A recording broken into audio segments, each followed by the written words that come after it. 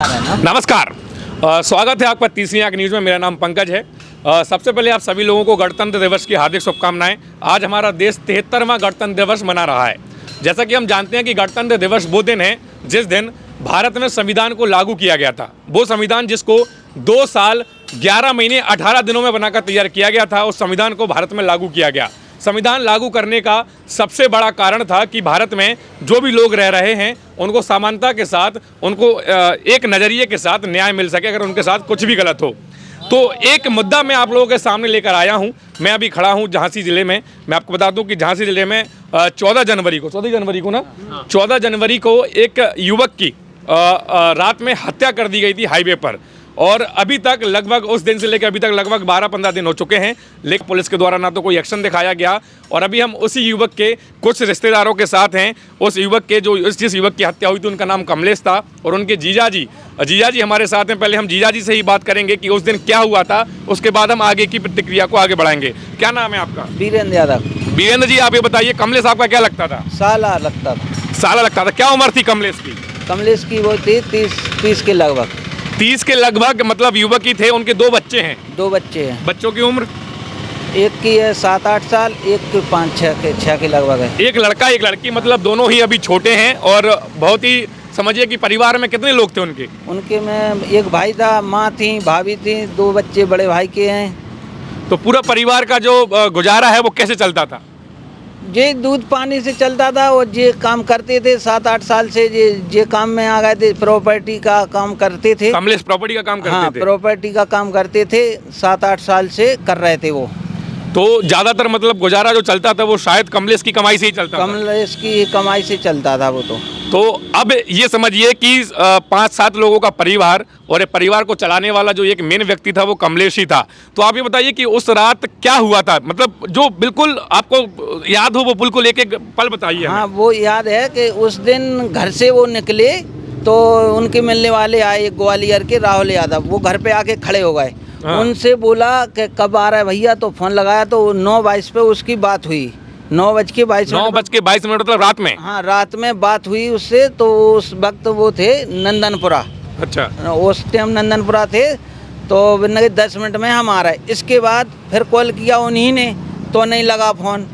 किसने फ़ोन किया था? फिर उसके साले ने फ़ोन। 9:22 पे किसने फ़ोन किया? राहुल यादव ने। अच्छा। उसका कहना है मैंने फ़ोन किया तो बात हुई हमारी कि 10 मिनट में आ रहा है। फिर उसके बाद कमलेश के साले ने फ़ोन किया। हाँ। तो उससे भी 10 मिनट बोला। इसके बाद फ़ोन उसका नहीं लगा। फिर लगा लेकिन उठा नहीं। फिर बने रहा। इसके बाद 10 बज के कुछ मिनट पे कॉल आया, 9:40-50 पे कॉल आया कि तुम्हारे इसका एक्सीडेंट हो गया है। मतलब 9:22 पे बात हुई और 9:40 पे फोन आया। 18 मिनट बाद कि उनका एक्सीडेंट हो गया। हाँ, एक्सीडेंट हो गया। पहुई नदी के पुल पे हैं। ये कौन है आपके? तो वो राहुल का कहना है कि सौरभ को फ़ोन लगाया हमने, बूढ़ा वाला है एक सौरभ, कि ये भैया पहुई नदी का पुल कहाँ पड़ता है, ये भैया का एक्सीडेंट हो गया। तो बिन लोगों ने आपस में उसको फ़ोन लगा के 10:05 पे वे उस प्रॉपर जगह पे पहुँच गए, कमलेश के पास। तो कमलेश के साले? हाँ, नहीं साले नहीं, सौरभ और रवि भैया ये सब लोग पहुंच के हॉस्पिटल ले गए, और राहुल भी। इसके बाद हम लोग वहां पहुंचे। हम गांव थे तो गांव से आने में देर लग गई, तो पहुंचे वहां डेड हो चुकी थी। कहाँ पहुंचे आप? मेडिकल पे वो लोग सीधे लेके पहुंच गए? हाँ, मेडिकल लेके पहुंच गए। वहाँ डॉक्टरों ने मृत्यु घोषित कर दिया।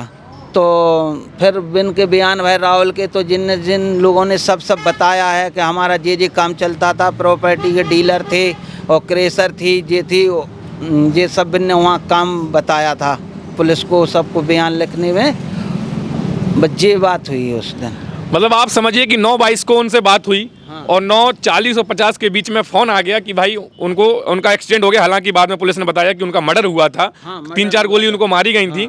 मतलब जो भी मर्डर हुआ है, जो भी वारदात हुई है, वो 15 से 20 मिनट के अंतराल में हुई है। हाँ। जब आखिरी बार बात हुई उसके 15 से 20 मिनट में 10:05 पे वे लोग पहुँच गए थे लाश के पास, वहाँ पड़ी थी। हाँ। वहाँ पहुँच गए थे। कुल मिला के 35 मिनट या 40 मिनट के भीतर ही हो गया था। 35 से आधा घंटा हम मान लेते हैं कि आधा घंटे के अंदर अंदर पूरी वारदात को अंजाम दिया गया।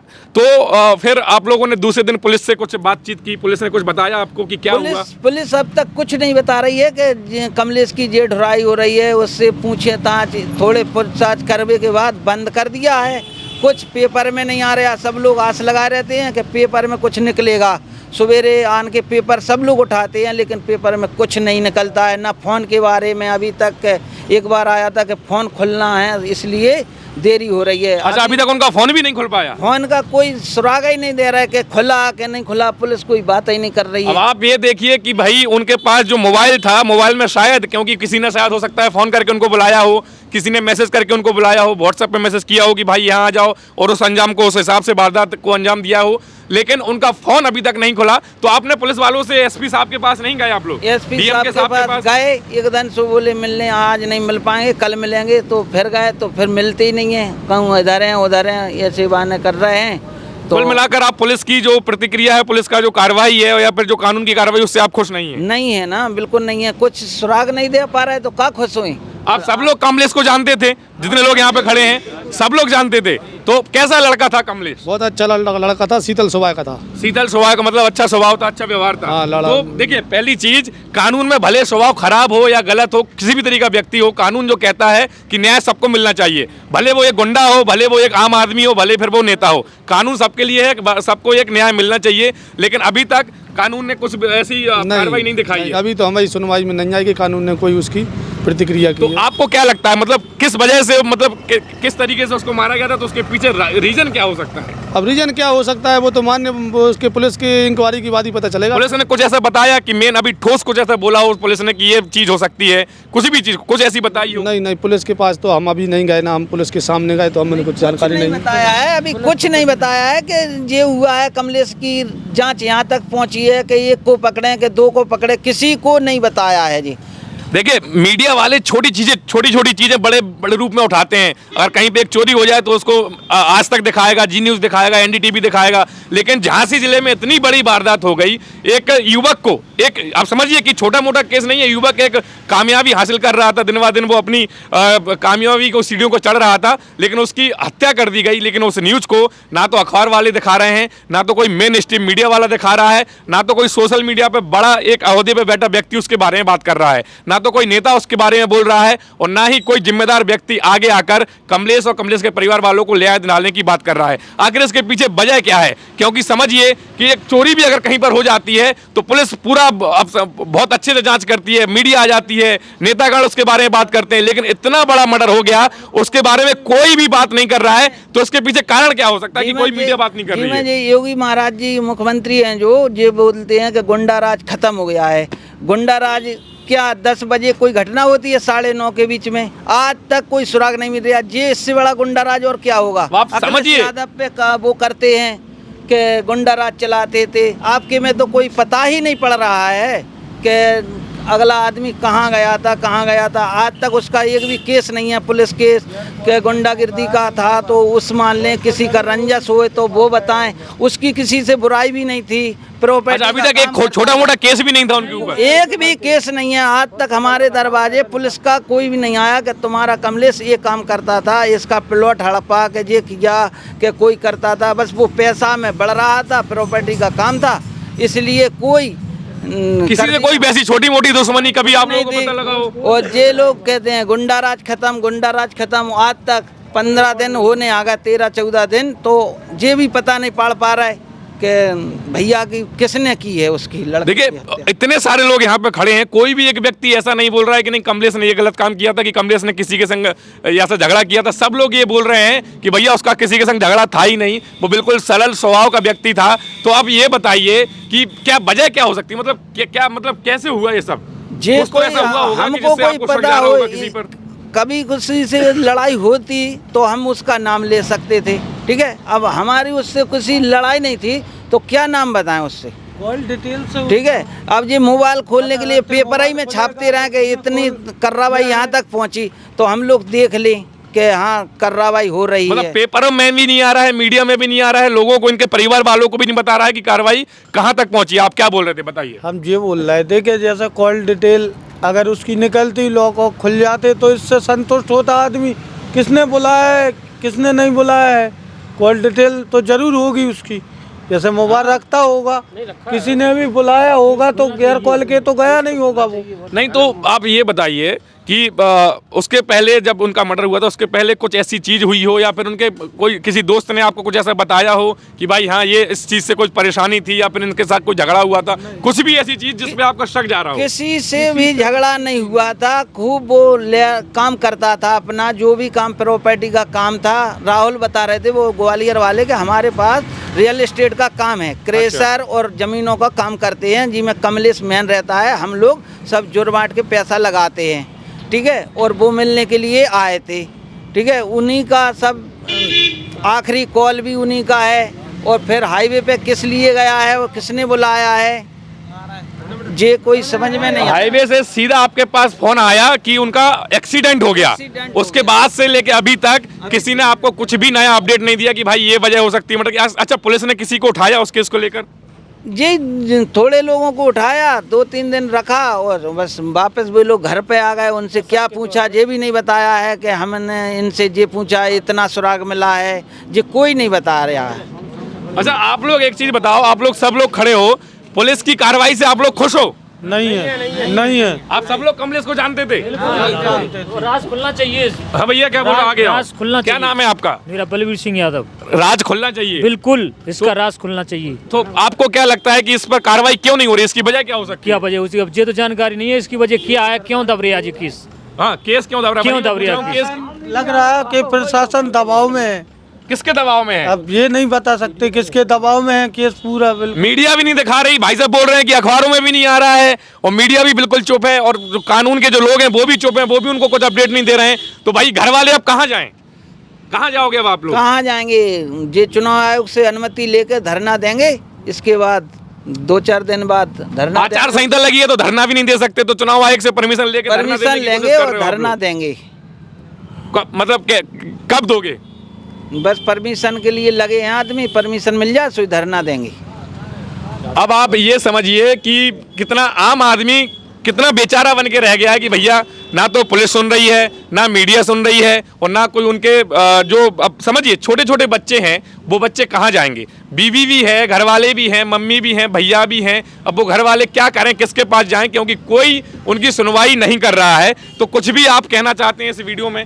आप लोगों में से कोई भी कुछ कहना चाहता हो देखो, तो हम खुल के कहिए। इसी से संतुष्ट हैं कि पुलिस जल्द से जल्द उन हत्यारों को सामने लाए, जिससे हमें दिखे कि इससे ये बुराई थी, इसने इस कारण से उसको मार दिया है, इसने बेरहमी से मारा है कि उसका कोई कह नहीं सकता। कितनी गोली लगी थी कमलेश को? 3 गोली 3 गोली लगी थी। गोली लगी और रॉड मोड से उसको निशान सारे बहुत सारे थे। रॉड से भी मारा। आप समझिए कितनी बेरहमी से हत्या हुई है। भाई इस हत्या का तो खुलासा जरूर होना चाहिए, क्योंकि भाई लोगों को समझ में तो आए, उनके घर वालों को समझ में तो आए कि ऐसा कौन था, ऐसी क्या वजह थी जिससे वो लोग भी सतर्क हो जाएं, जिससे वो लोग भी अपनी सुरक्षा का ख्याल रखें, क्योंकि हो सकता है आगे किसी और परिवार वालों के साथ ऐसा हो जाए। तो वो भी क्या सोचेंगे, ये कि सामने लाया जाए, बस ये सब चाहते हैं। भाई आप लोगों में से कोई और कुछ कहना चाहता है कि कैसा आदमी था कमलेश? आप जानते बहुत थे? बढ़िया, हाँ, जानते आप थे। कैसे जानते थे उन्हें? हमारी दुकान पे आता था, नमस्कार करते थे। इसी दुकान पर? हाँ। ये आप ही की दुकान है? हाँ। इसी पर आते थे, आपसे हाँ। नमस्कार करते हाँ। थे? कभी ऐसा आपको व्यवहार में लगा कि कमलेश में से कोई किसी से कोई दिक्कत है? कमलेश कोई दिक्कत नहीं लगी कोई आपको? दिक्कत नहीं है। आपको? नहीं, बिल्कुल साहब, राम राम सबसे थी उसकी, वो आता था सबसे राम राम, बड़ा प्रेमी था। तो अब ये कानून की कार्रवाई से क्या मतलब, आपको क्या लग रहा है कि कानून क्यों आगे नहीं बढ़ा रहा है इस केस को? अब योगी सरकार है, नहीं बढ़ रहा तो नहीं बढ़ रहा। अच्छा, योगी सरकार की वजह से नहीं बढ़ रहा है। आप बताइए क्या वजह हो सकती है? वजह तो यही है कि बीजेपी सरकार कुछ नहीं कर रही, इतनी घटनाएं हो रही यूपी में कि मतलब उनका कोई पता नहीं चलता। हम तो यही बहुत दिनों से यही सोच रहे हैं, जब से इनका ये कांड हुआ, कि कल अखबार में देखेंगे कोई पता चलेगा, लेकिन अभी तक कोई पता नहीं चलता। मोबाइल देखते कोई न्यूज़ नहीं आती, कोई नहीं बताता। आप कैसे जानते थे कमलेश को? कमलेश जो हमारे चाचा जी हैं, वो इनका साला था, हमारा मामा लगता था। अच्छा, आपके मामा लगते थे। और आप कैसे जानते थे कमलेश को? ना, लेकिन जानता तो नहीं था मैं उनको, लेकिन अच्छा आदमी था कमलेश। जानते नहीं थे फिर कैसे? इस ना चर्चा है इस विषय में सभी लोगों के सामने, हाँ। और अच्छे लोगों में बैठना उठना भी था उसका, इसलिए उसका पुलिस अच्छी तरह से तो पुलिस तो कुछ अभी जैसा घर वाले बोल रहे हैं कि पुलिस कुछ नहीं कर रही है, पुलिस ने अभी तक कुछ भी बड़ा उनको नहीं बताया, सबूत की कुछ ठोस बात कही हो, तो उसके बारे में क्या कहोगे आप? ना, पुलिस को उसका जिम्मेदारी से काम निभाना चाहिए। जिम्मेदारी से निभाना चाहिए। देखिए ऐसा है कि आप लोगों की बात ऐसे ही मीडिया प्लेटफॉर्म के थ्रू पहुंचेगी, आप लोग खुलकर कहिए। अगर आपको किसी पर कोई भी शक हो, आपको पुलिस पर कार्रवाई पर शक है, तो बिल्कुल बताइए कि भाई पुलिस पे कार्रवाई पे शक है ना, कि कुछ बात बताएं तो पेपर में दें कि आज हमने ये कार्रवाई की है, आज यहाँ तक पहुँचे हैं, आज उसको उठाया है, आज उसके दोस्त को लिया है, कोई बताएं तो पेपर में आए तो हम लोगों की समझ में आए। सब लोग सवेरे देखते हैं कि पेपर में आएगा कुछ कमलेश के बारे में, लेकिन पेपर खोलो, 1 पेज 2 पेज पूरा खोल के रख दो, कुछ नहीं निकलता। आप डीएम साहब से मिले? नहीं मिले, डीएम साहब से नहीं मिले। एक दिन गए थे 10 लोग, तो वो बोले अगले दिन आना फिर मिलना। इसके बाद गए तो वो कहीं वो है नहीं, बस ऐसे निकल जाता है समय। देखिए ये थे कमलेश के जीजाजी, जिनका नाम वीरेंद्र सिंह यादव था, और लगातार वो कानून से मांग कर रहे हैं कि भाई इस केस को जल्द से जल्द निपटाया जाए। आखिरकार परिवार वालों को जानना है कि क्या वजह थी कि कमलेश के संग इतनी बड़ी वारदात हुई, क्योंकि परिवार वाले बिल्कुल चिंतित हैं। कमलेश के 2 छोटे छोटे बच्चे हैं। कमलेश की आप समझिए कि ज़्यादा उम्र भी नहीं थी, उस उम्र में भी नहीं पहुँचे थे कि परिवार वालों को ज़्यादा दुख ना हो।